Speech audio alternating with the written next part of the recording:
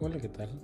Soy Samuel Villanueva y junto a Luisa Fernández, Roberto Díaz, Manuel Encina e Ignacio Lara realizamos un análisis del rendimiento laboral, ya que consideramos es un factor clave en la productividad de una organización. Si bien el uso de modelos de inferencia se ven muy relacionados a organizaciones que buscan estudiar factores de ventas, valores, producción, entre otros, con el siguiente análisis se demuestra la versatilidad de esta herramienta y su uso para analizar situaciones donde la presencia de variables cualitativas es abundante. A continuación, los invito a ver el proceso desde una base de datos de 500 trabajadores con más de 10 variables independientes, las cuales son nuestras X. Entre ellas se encuentran variables como edad, género, nivel educacional, años de experiencia, entre otras, y nuestra Y, que es el rendimiento laboral.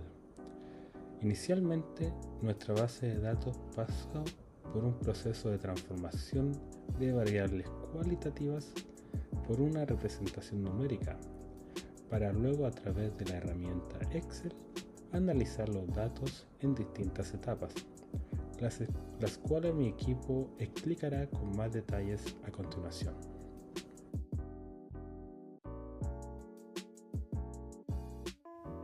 El estudio se realizó con una muestra de 500 personas, analizando el rendimiento laboral en función de diversas variables personales y laborales. Los participantes tienen un promedio de 40 años, con un rango entre 18 y 64 años. La experiencia laboral promedia es de 19 años, y aunque algunos no cuentan con la experiencia previa, otros alcanzan hasta 39 años de trayectoria. En cuanto a la carga laboral, los trabajadores reportan en promedio 34.5 horas semanales, con un mínimo de 20 y un máximo de 49 horas. Además, en promedio se realizan 4.6 capacitaciones al año, y aunque hay casos de no haber ninguna capacitación, hay otros casos que llegan hasta 9 capacitaciones al año. El salario mensual promedio es de aproximadamente 1.176.700 pesos, una gran dispersión que va desde poco más de los 400.000, casi alcanzando hasta los 2 millones.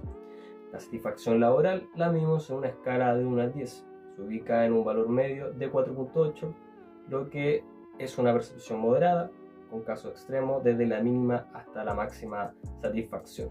Finalmente, el rendimiento laboral principal de la estadística presenta un promedio de 24.9 puntos, una variación que va desde el 8.22 hasta el 41.0,8, reflejando lo que serían las diferencias importantes entre los trabajadores evaluados.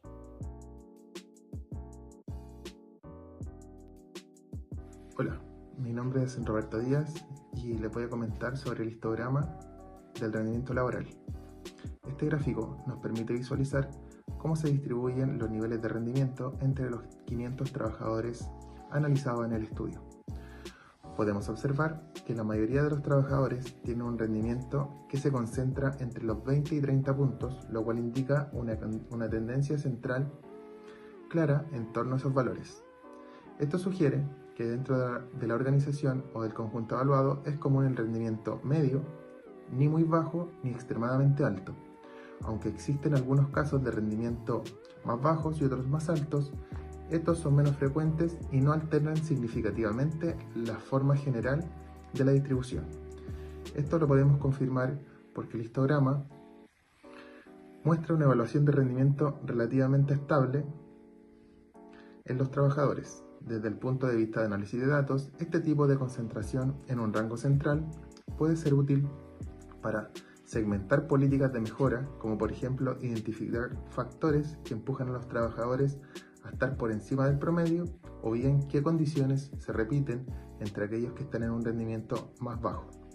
En resumen, el histograma nos muestra de forma clara el rendimiento laboral en general no está distribuido al azar, sino que presenta una distribución centralizada, lo que facilita su análisis y posterior modelamiento. El modelo R1 incluye todas las variables independientes y entrega el mejor resultado. Con un R cuadrado ajustado de 0.91, explica el 91% de la variabilidad del rendimiento laboral. Algunas variables como género y educación no fueron estadísticamente significativas, mientras que otras como horas semanales y salario sí mostraron un mayor impacto. Para nosotros como equipo, este es el mejor modelo.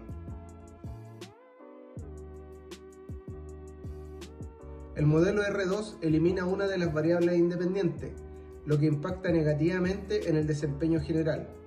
El R cuadrado ajustado cae a un 0.39, indicando que el modelo explica solamente el 39% de la variabilidad del rendimiento laboral. Aumenta el error y disminuye la tasa de acierto, especialmente en los datos de prueba. Esto evidencia una pérdida importante de capacidad explicativa al reducir variables. En el modelo R3 se utilizan solamente 4 variables independientes.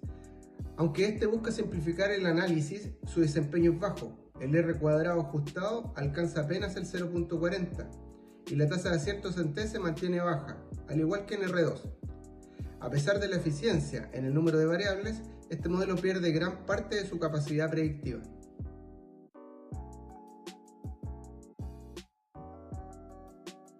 En conclusión, el principal modelo, R1, fue el que nos entregó mejores resultados. Explicó el 91% del rendimiento laboral, lo que es bastante alto, y muestra que las variables que usamos sí tienen un impacto súper claro. Por otro lado, las variables más importantes que se destacaron fue salario, experiencia laboral y horas semanales trabajadas. En cambio, las variables que fueron un poco más bajas, de bajo perfil, fue el género y el nivel educacional, lo cual no generaron mucho impacto en los resultados. También probamos con otros modelos, el R2 y el R3, pero al reducir la variable, la precisión bajó. Eso nos deja como conclusión que si bien simplificar puede parecer como una buena idea, en este caso no nos ayudó mucho. De hecho, nos afectó negativamente en la calidad del modelo. En general, el análisis nos sirvió para aplicar todo lo aprendido dentro de la unidad y también para ver cómo los datos, bien trabajados, pueden ayudar a entender mejor los factores que influyen en el proceso de la data que uno exponga, en este caso del rendimiento laboral. Y lo más importante es hacerlo en base a evidencia y no a suposiciones.